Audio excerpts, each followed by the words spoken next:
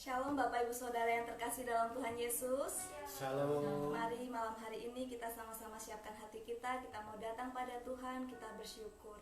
Mari ambil saat teduh. Terima kasih Bapa yang baik. Kami sungguh bersyukur Tuhan di malam yang indah ini. Tuhan boleh bukakan kerinduan kami untuk kami datang pada Tuhan. Kami telah menerima penyertaan Tuhan sepanjang hari dalam hidup kami. Tuhan begitu baik. Dan Tuhan telah menyatakan kemuliaan Tuhan dalam hidup kami. Kami boleh ada sampai saat ini Tuhan. Kami percaya itu semua karena anugerah dan kemurahan Tuhan. Malam hari ini secara khusus Tuhan, kami datang untuk kami memberikan persembahan syukur kami kepada Tuhan untuk apa yang telah Tuhan perbuat dalam hidup kami. Kami undang Tuhan hadir di tengah-tengah kami dimanapun kami berada saat ini Tuhan. Biar Roh Kudus-Mu mencurahi setiap kami, menjamah setiap kami Tuhan. Terima kasih Bapa yang baik. Waktu ini kami persembahkan hanya di dalam nama Tuhan kami Yesus Kristus. Haleluya. Amin. Terima kasih Bapa yang baik. Kami bersyukur untuk karya-Mu Tuhan. Engkau begitu baik dalam hidup kami. Haleluya Tuhan. Kami bersyukur Tuhan. Katakan sejauh timur dari barat. Sejauh timur dari barat, Engkau membuang dosaku. Tiada Kau ingat lagi pelanggaranku.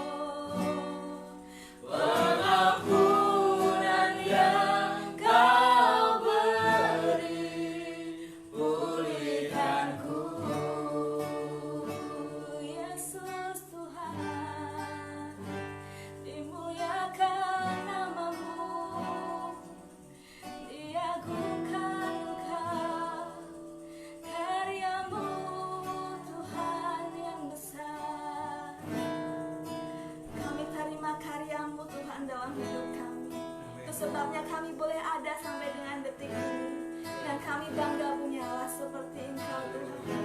Kami kagum akan Engkau Tuhan, ya Yesus.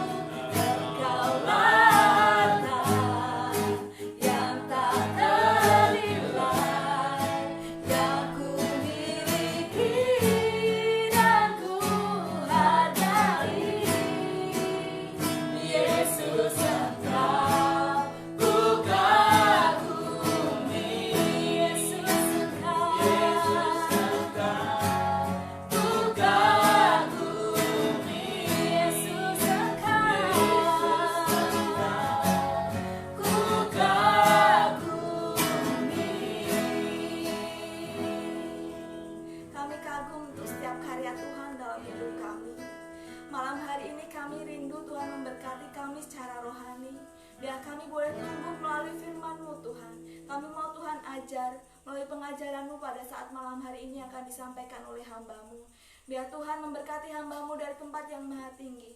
Berkati lidah bibir hamba-Mu Bapa, biar semua yang disampaikannya berasal daripada Tuhan. Dan boleh memberkati setiap kami semua yang mendengarkannya pada saat ini, bahkan pada saat yang akan datang Bapa. Kami menyerahkan waktu ini ke dalam tangan Tuhan. Dengan penuh kasih kami siap menerima kebenaran firman Tuhan. Di dalam nama Tuhan kami Yesus Kristus, mari kita semua orang percaya sama-sama katakan amin.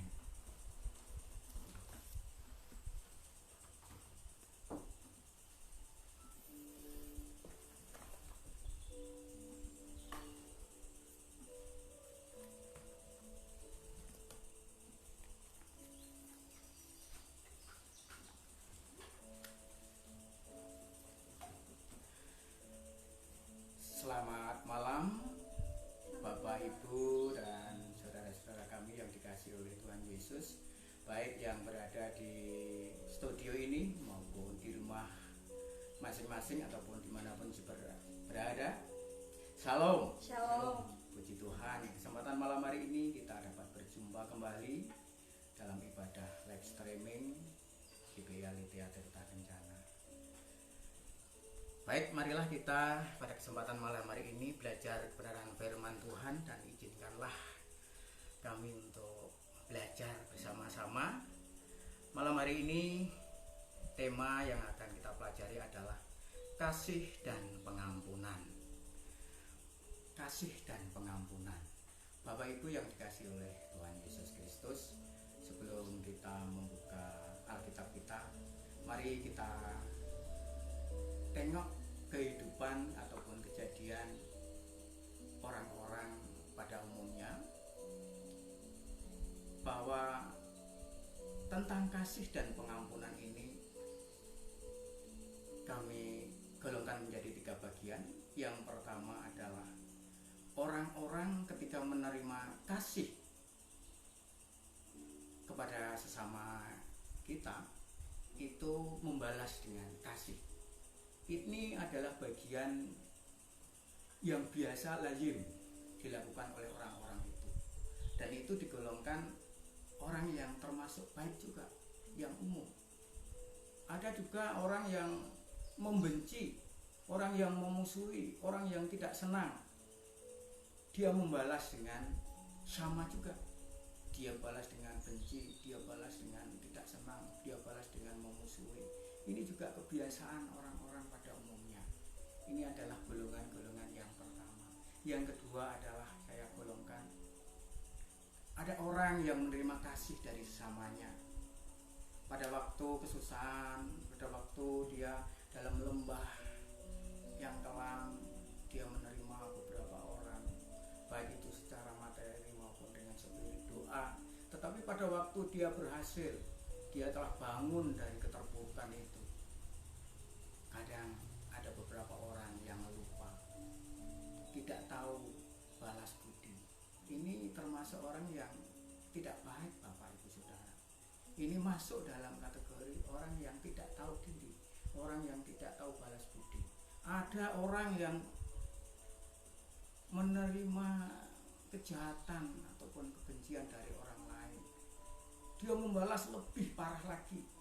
Nah, ini juga termasuk orang yang lebih tidak baik. Ya, ini adalah kriteria yang kedua.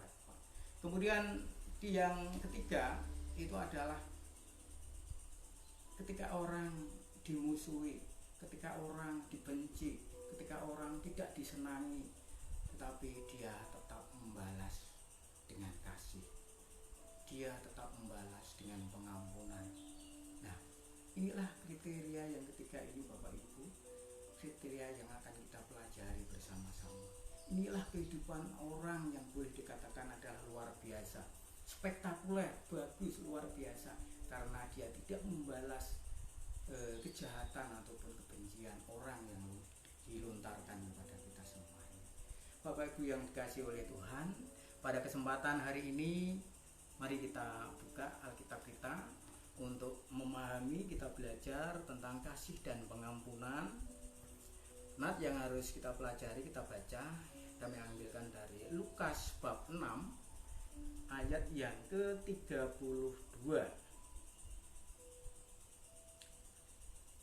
Lukas bab 6 ayat yang ke-32 akan kami bacakan demikian.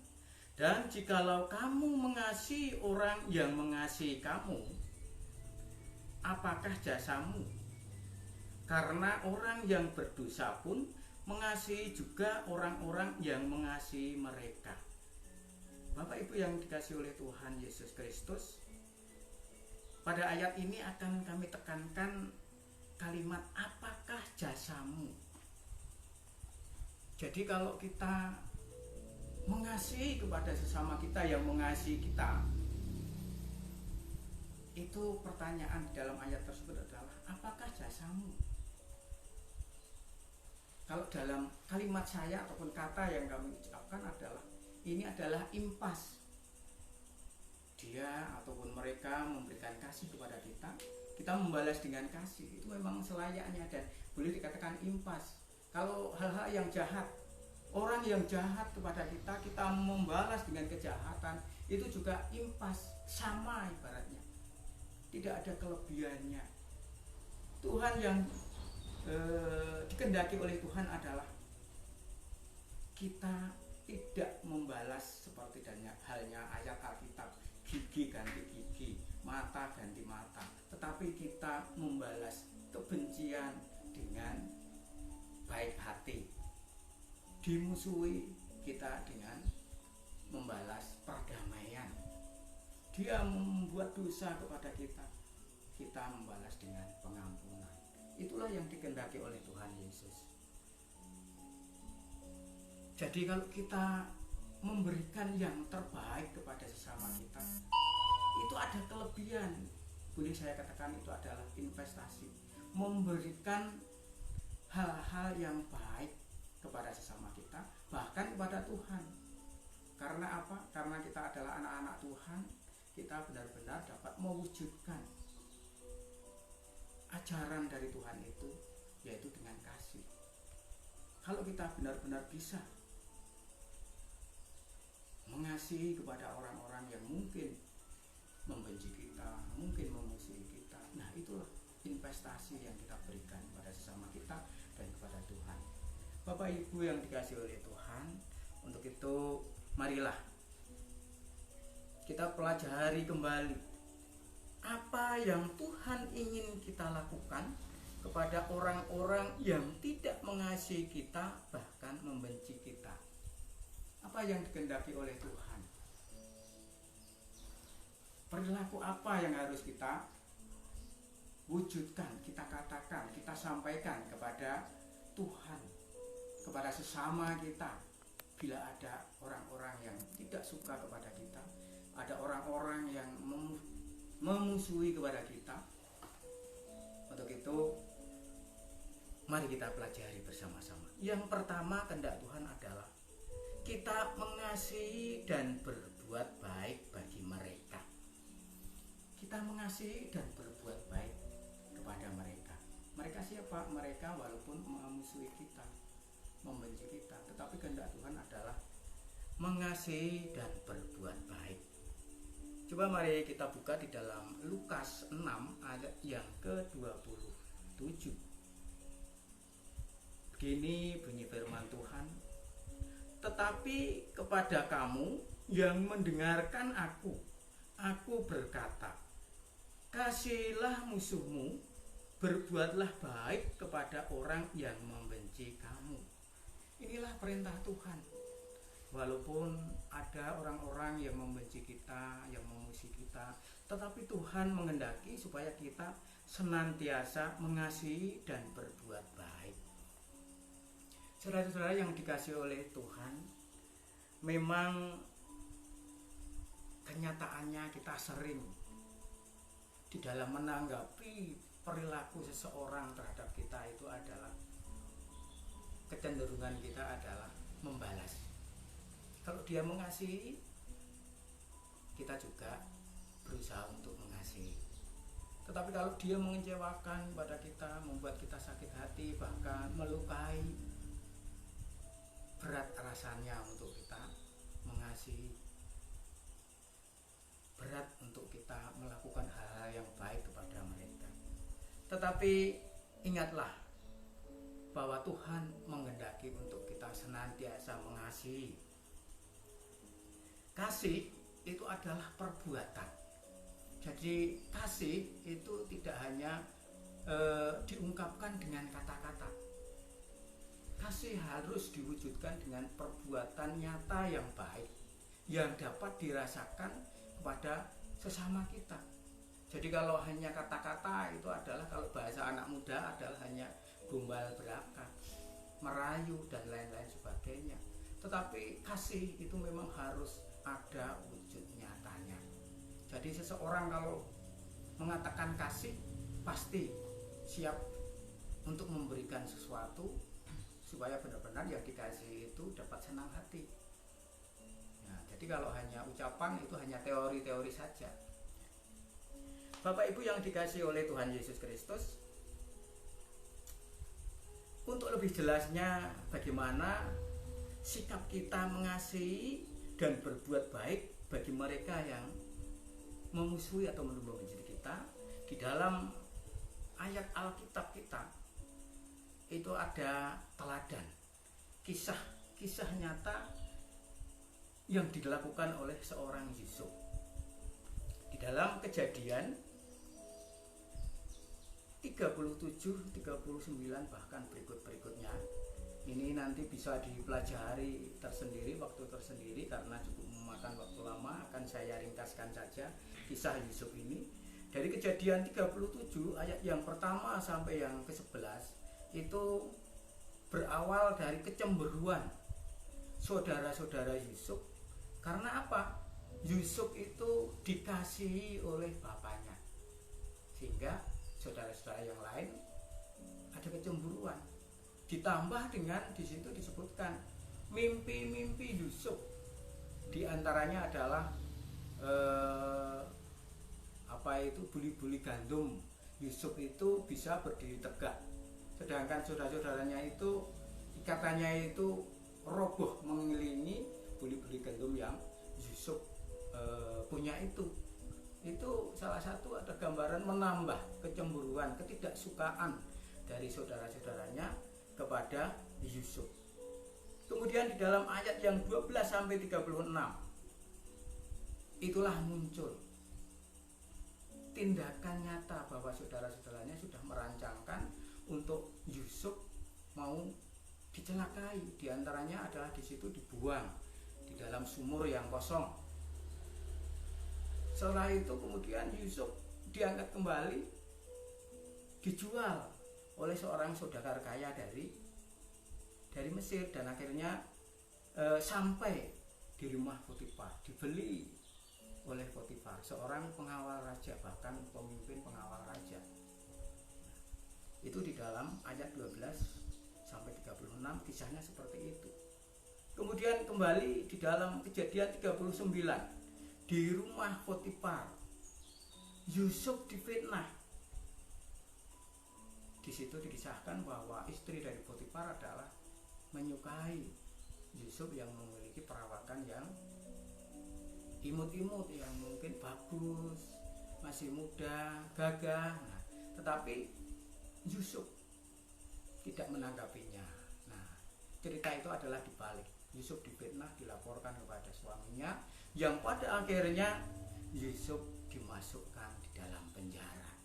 Nah, itulah beberapa kisah yang perlu kita ambil hikmahnya adalah mungkin kita bagi anak-anak muda masih usia sekolah, masih belajar, kita belajar di sekolah, mungkin juga pernah menerima perlakuan yang tidak baik kepada teman-temannya, atau mungkin dengan petugas-petugas yang lain. Begitu pula bagi kita yang sudah bekerja, kemungkinan kita juga pernah menerima fitnah-fitnah seperti yang dialami oleh Yusuf ini. Tapi yang jelas harus kita pahami, kita teladani seorang Yusuf adalah walaupun menerima perilaku seperti apapun, Yusuf telah tetap memiliki hati yang jujur. Yusuf tidak istilahnya bahasa Jawanya semple. Yusuf tetap semangat. Yusuf tetap menunjukkan kualitas hidupnya. Dia tetap memiliki kemampuan untuk menunjukkan bahwa dia mampu melakukan hal-hal yang terbaik. Nah, ini juga menjadikan motivasi kepada kita. Apapun yang mungkin teman-teman kita, saudara-saudara kita lakukan terhadap kita, tetapi kita tetap memiliki komitmen yang sama seperti Yusuf. Kita tetap jujur, kita tetap komitmen, mau belajar, mau bekerja, tunjukkan bahwa kita adalah mampu. Orang yang memiliki potensi pasti akan dilihat, pasti akan muncul, pasti akan nampak, dan itu pasti akan dipakai oleh orang-orang yang benar-benar membutuhkan karir yang lebih maju lagi. Kemudian ayat-ayat berikutnya yaitu di dalam Kejadian 45. Mari kita buka ya, di dalam Kejadian 45 ayat yang ke-3 sampai 5. Ini adalah bukti kasih Yusuf kepada saudara-saudaranya. Walaupun dia tidak menyukai, dia memusuhi, dia membenci, bahkan ada orang yang memfitnah, tetapi Yusuf tidak sakit hati. Mari kita baca di dalam ayat yang ke-3 sampai dengan yang ke-5. Dan Yusuf berkata kepada saudara-saudaranya, "Akulah Yusuf, masih hidupkah Bapa?" Tetapi saudara-saudaranya tidak dapat menjawabnya, sebab mereka takut dan gemetar menghadapi dia. Lalu kata Yusuf kepada saudara-saudaranya itu, "Marilah dekat-dekat." Maka mendekatlah mereka. Katanya lagi, "Akulah Yusuf saudaramu yang kamu jual ke Mesir. Tetapi sekarang janganlah bersusah hati dan janganlah menyesali diri karena kamu menjual aku ke sini, sebab untuk memelihara kehidupan Allah menyuruh aku mendahului kamu." Nah, Inilah Bapak Ibu yang dikasih oleh Tuhan Yesus Kristus, bukti kasih Yusuf kepada saudara-saudaranya. Pada waktu dia memperoleh jabatan ataupun kedudukan yang sudah mapan, lebih enak, bahkan di Mesir Yusuf diberikan kuasa yang luar biasa. Yusuf teringat keberadaan saudara-saudaranya yang mengalami keterpurukan. Yusuf tidak sakit hati.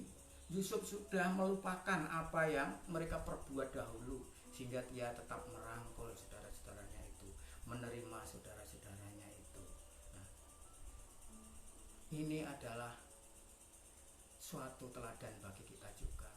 Bila mana kita diperlakukan, dirancang hal-hal yang tidak baik menurut manusia, tetapi kita tetap menjalani dengan senang hati, dengan semangat, disitulah justru awal sebagai pijakan kita akan muncul sebagai pemenang. Kita akan muncul memperoleh kesuksesan, seperti halnya yang dialami oleh Yusuf. Pada kisah ini boleh saya katakan bahwa mengasihi dan berbuat baik bagi orang yang mungkin membenci kita itu adalah, kalau kita membalas kebaikan, itu kuncinya adalah ada kepedulian di dalam hati kita.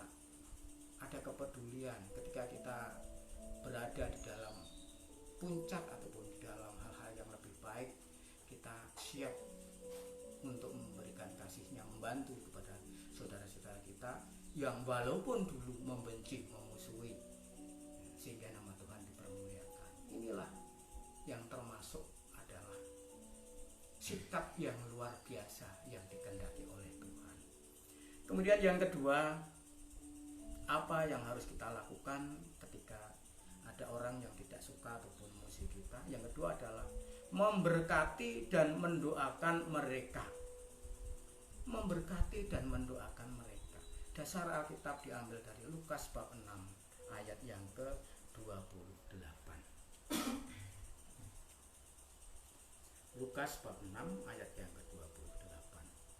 Mintalah berkat bagi orang yang mengutuk kamu. Berdoalah bagi orang yang mencaci kamu.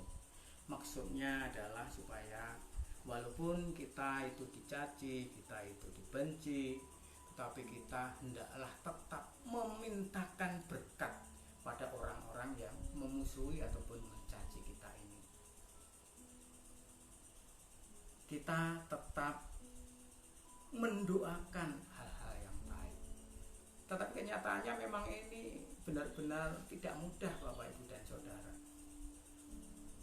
Ketika ada orang yang tidak suka, bahkan mungkin perilakunya kepada kita adalah menjengkelkan dan lain sebagainya, bagaimana kita akan memberkati dia? Bagaimana kita akan dapat berdoa hal-hal yang baik kepada dia?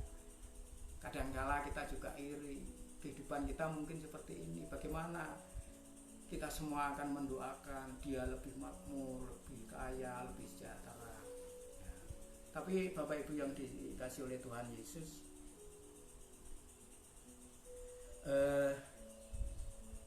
dari firman Tuhan ini kita benar-benar supaya mampu memberkati dan mendoakan mereka. Kita harus benar-benar menyadari, harus benar-benar kita istilahnya memberikan ketulusan hati, memberikan berkat, mendoakan kepada mereka. Jangan khawatir kalau kita mendoakan hal yang baik terus kita tidak diberkati oleh Tuhan. Tapi saya yakin, kami yakin, kalau ketika kita mendoakan hal-hal yang baik kepada mereka, kita pun tidak akan ditinggalkan oleh Tuhan kita. Ada contoh kisah orang Samaria yang menolong orang di perjalanan yang dirampok dan dianiaya. Ya. Orang Samaria ini sebenarnya tidak kenal pada orang itu, tapi dia tergerak hatinya. Untuk itu lebih jelas mari kita baca di dalam Lukas bab 10. Lukas Lukas bab 10 ayat yang ke-33 sampai dengan 35. 33 sampai dengan 35. Begini firman Tuhan. Lalu datang seorang Samaria yang sedang dalam perjalanan ke tempat itu, dan ketika ia melihat orang itu, tergeraklah hatinya oleh belas kasihan. Ia pergi kepadanya lalu membalut luka-lukanya. Sesudah ia menyiramnya dengan minyak dan anggur, kemudian ia menaikkan orang itu di atas keledai tunggangannya sendiri, lalu membawanya ke tempat penginapan dan merawatnya. Keesokan harinya ia menyerahkan 2 dinar kepada pemilik penginapan itu.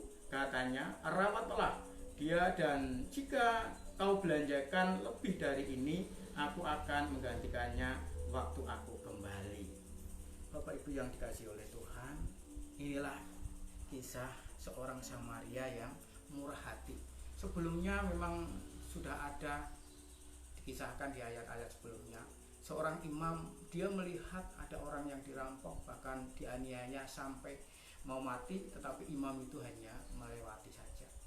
Ada juga seorang Lewi yang melihat, tapi juga hanya melihat dan melewati saja. Tapi ini benar-benar luar biasa. Orang Samaria ini menunjukkan bahwa dia sanggup memberkati dan memberikan doa yang baik kepada orang yang sedang sengsara mengalami musibah perampokan ini. Di situ disebutkan bahwa orang Samaria itu membersihkan luka-lukanya, meminyaki luka-lukanya, bahkan sampai dengan membawa ke tempat penginapannya, peristirahatnya, menyerahkan kepada orang tersebut di sana untuk dapat dirawat, diobati. Tentang biaya, dia sanggup sampai lunas. Titip uang, kemudian seandainya kurang, pada waktu kembali dia sanggup untuk menggenapinya. Luar biasa seorang Samaria ini, benar-benar menunjukkan kasih yang luar biasa. Kuncinya di situ adalah kalau bisa memberikan, memberkati dan mendoakan kepada orang itu adalah memiliki kerelaan untuk berkorban. Kuncinya adalah itu, memiliki kerelaan berkorban. Orang Samaria ini benar-benar sudah mengorbankan waktu. Seandainya dia mau jalan mungkin sudah lebih jauh. Itu tentang waktu, tentang tenaga, tentang biaya. Dia sanggup untuk membiayainya sampai sembuh. Nah, inilah benar-benar mulia hati orang Samaria ini. Kuncinya adalah kerelaan mau berkorban. Itu adalah yang kedua, memberkati dan mendoakan mereka yang walaupun memusuhi kita. Kemudian apa yang dikehendaki oleh Tuhan untuk yang ketiga, yaitu mengampuni mereka. Mengampuni mereka. Di dalam Lukas bab 6 ayat yang ke-29, firman Tuhan begini. Barang siapa menampar pipimu yang satu, berikanlah juga kepadanya pipimu yang lain. Dan barang siapa yang mengambil jubahmu, biarkan juga dia mengambil jubahmu. Nah, mengampuni mereka ini juga sebuah perintah Tuhan yang tidak mudah untuk kita lakukan. Karena apa? Mereka memusuhi kita, mereka membenci kita, tetapi Tuhan menghendaki supaya untuk benar-benar kita memberikan pengampunan. Supaya kita mampu memberikan pengampunan, ada beberapa yang perlu kita pahami, saudara. Yang pertama adalah bahwa setiap orang yang berbuat dosa itu jangan khawatir, saudara. Dia juga dituntut untuk mempertanggungjawabkan perilakunya. Jadi walaupun kita memberikan pengampunan, jangan mempunyai persepsi, waduh, dia jangan-jangan sudah merdeka, bebas dari perbuatan yang kami rasakan tidak baik ini. Tapi yang harus kita pahami bahwa itu tetap mempertanggungjawabkan apa yang diperbuatnya. Yang kedua, perlu kita pahami bahwa pembalasan adalah haknya Tuhan. Kita tidak perlu membalas, karena kalau kita sudah menyerahkan kepada Tuhan, Tuhan sendiri yang akan memberikan teguran, Tuhan sendiri yang akan memberikan peringatan, bahkan hukuman apa yang mereka perbuat kalau memang benar-benar mereka adalah tidak baik dan melakukan dosa. Tuhan Yesus sewaktu disalib dihina, diejek, disiksa, bahkan sampai mati. Tetapi Tuhan Yesus tetap mengampuni. Apa yang Tuhan katakan? Ya Bapa, ampuni mereka karena mereka tidak tahu apa yang mereka perbuat. Ini juga dapat menjadi gambaran kepada kita. Seandainya ada orang yang mengejek kepada kita, menghina, bahkan mencederai kita, menunjukkan perilaku yang tidak baik kepada kita dan lain sebagainya, anggap saja mereka adalah tidak tahu dengan apa yang mereka perbuat, ya. Sehingga kita dapat dengan lega, dapat dengan tenang, karena dia menganggap mungkin dia tidak tahu, mungkin dia kalau seperti itu melukai hati dan lain sebagainya. Anggap saja dia tidak tahu. Nah, kalau seperti itu masih dirasa sulit untuk memberikan pengampunan kepada saudara kita, itu masih ada dua cara, tip yang dapat kita memberikan pengampunan kepada sesama kita. Yang pertama adalah pandang Tuhan yang telah mengampuni kita dari dosa.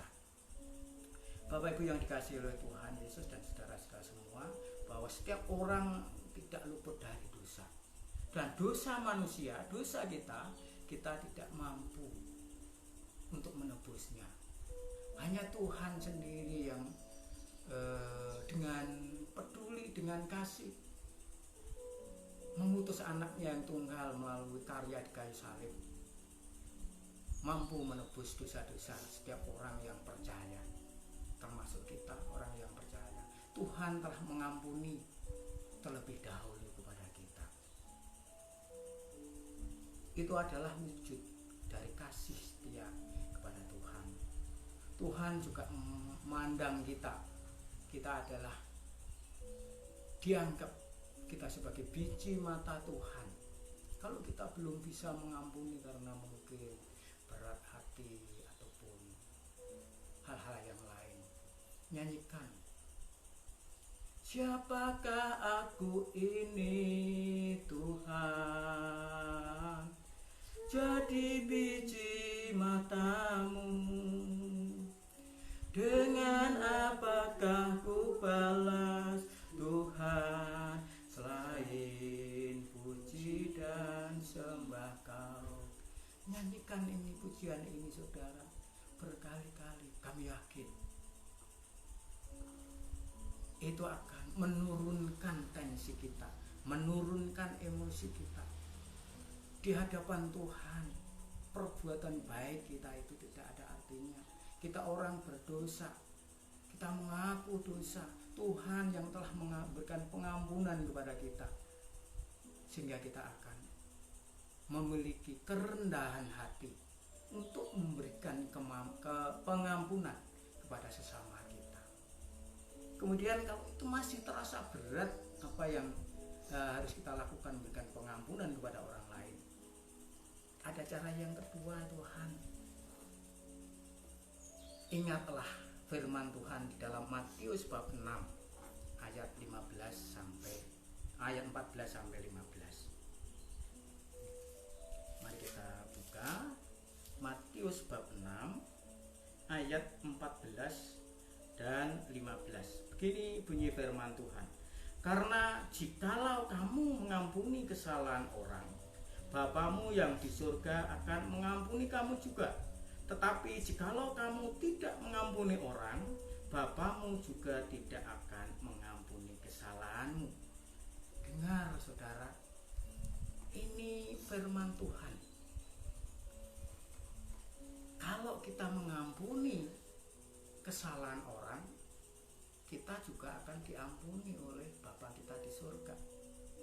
Kalau kita tidak mengampuni, ini perhatikan, kita juga tidak akan diampuni oleh Tuhan Bapa kita di surga. Nah, kami yakin kita semuanya orang memiliki dosa ya, dan kami yakin kami semua ingin diampuni dosa-dosa kita oleh Tuhan. Untuk itu camkan firman Tuhan ini, bahwa kalau kita mengampuni sesama kita, Bapa kita di surga juga mengampuni. Inilah yang menjadikan kekuatan, kemampuan untuk kita dapat memberikan pengampunan kepada sesama kita. Kemudian Bapak Ibu yang dikasihi oleh Tuhan Yesus, kalau kita sudah memberikan kasih dan pengampunan kepada sesama kita, terus apa upah yang Tuhan sediakan bagi kita, bagi orang yang sudah memberikan kasih dan pengampunan? Mari kita buka di dalam Lukas. Kembali kepada Lukas bab 6 ayat yang ke-35. Lukas bab 6 ayat yang ke-35. Tetapi kamu kasihilah musuhmu dan berbuatlah baik kepada mereka, dan pinjamkan dengan tidak mengharapkan balasan. Ini perhatikan, maka upahmu akan besar dan kamu akan menjadi anak-anak Allah yang maha tinggi, sebab ia baik terhadap orang-orang yang tidak tahu berterima kasih dan terhadap orang-orang jahat.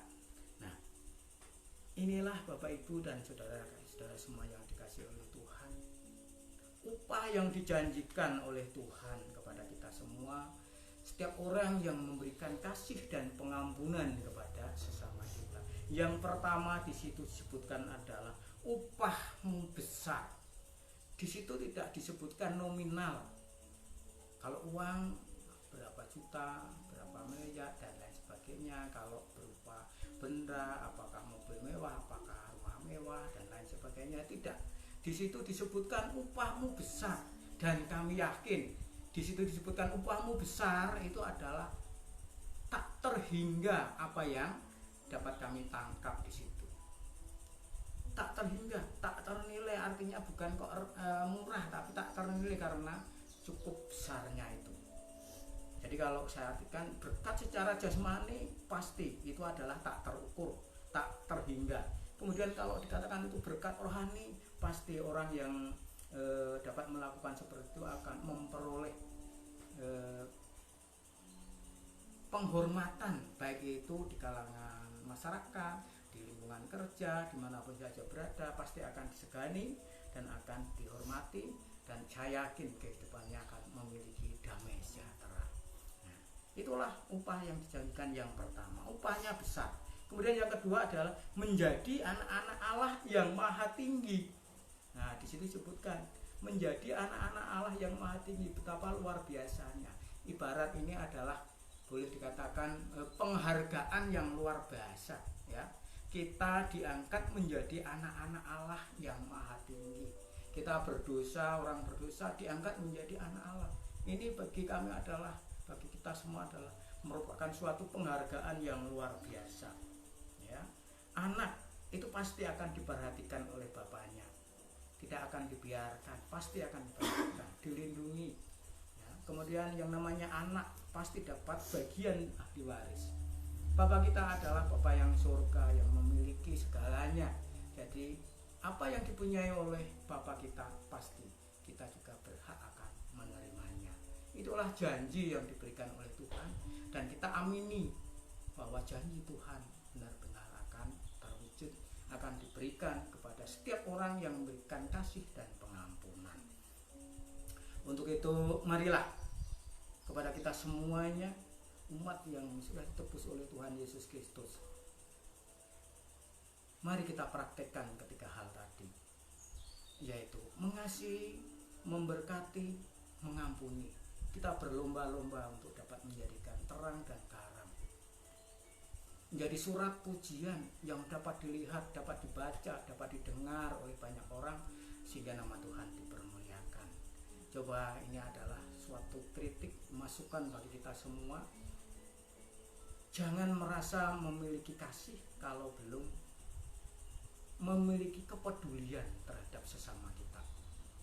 Jangan merasa memiliki kasih kalau belum mampu berkorban bagi sesama kita. Dan jangan merasa memiliki kasih kalau belum mampu mengampuni sesama kita.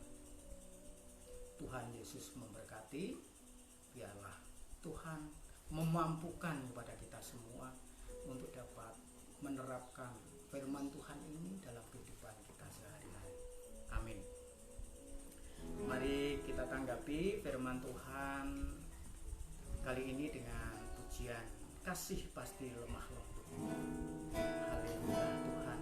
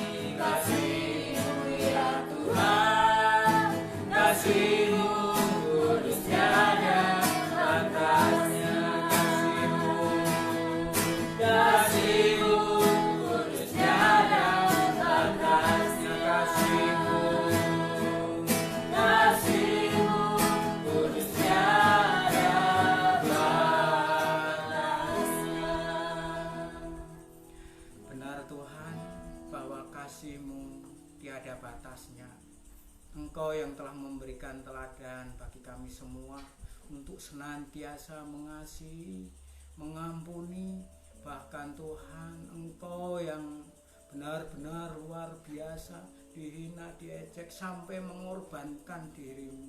Engkau tetap mengampuni dosa-dosa mereka.